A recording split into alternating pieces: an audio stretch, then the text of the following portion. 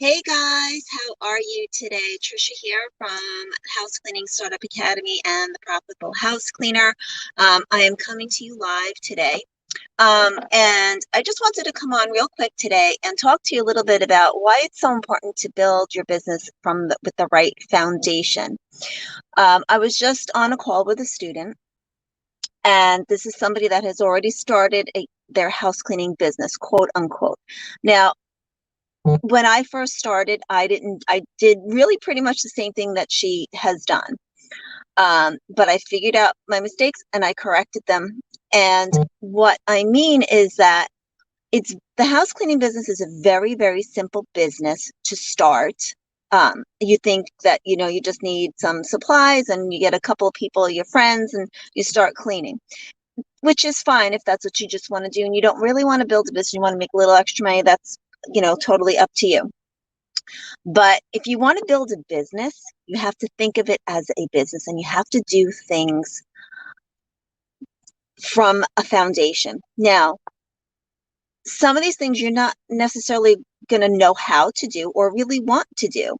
So a lot of you know that I kind of do, I'm a coach as well. I'm a business coach and life coach as well. So I deal with a lot of what our brain does, or what it's going to, what our brain's going to kind of tell us. So it's going to basically tell you that you don't know how to do this stuff, and that, you don't really need to do this, the stuff that I'm going to tell you, because you just want to go out and you want to make money. But if you want to make money and you want to make a sustainable business where you can make, okay, so for instance, this is a little off, but today, it's about 3 o'clock. I started work at 10. I'm done working. I just deposited $400 in my account, and that's just from today. And I'm not bragging. I'm just saying this is what is possible with this business.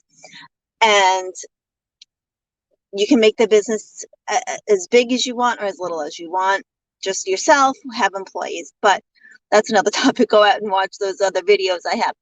But the importance of having a foundation in your business is probably the most important thing for you to do.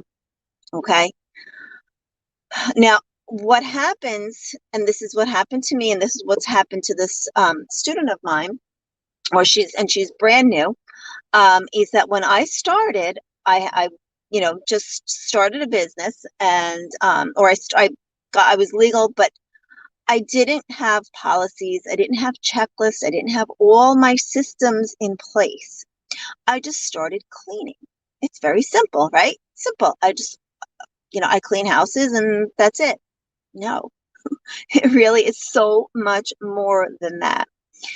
And the importance of your foundation, and this is just part of your foundation, what I'm going to tell you today is that you need to have policies in place before you see your first customer. And if you're already in business, it's okay. You need to get policies in place as soon as possible.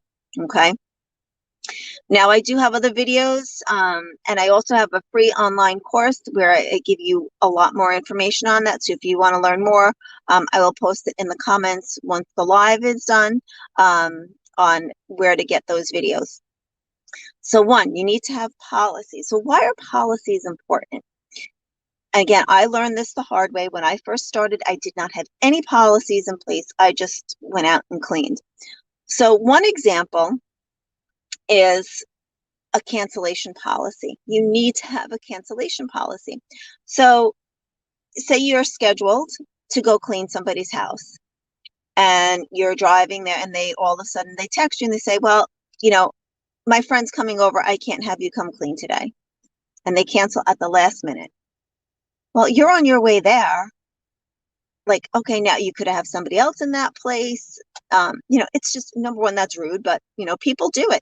And it's really not the customer's fault if it's not explained to them that you have cancellation policies. So cancellation policies, there's all kinds of different policies, like payment is due at the time of service. I highly recommend you get paid every time you clean. And this is really specifically for house cleaning. Commercial cleaning is a little bit different. But with house cleaning, you need to get paid every time you clean. And what I do is I tell them on my estimate that you leave their money, you know, at the certain place every time, so I know that's my money, and then it needs to be there when I get there.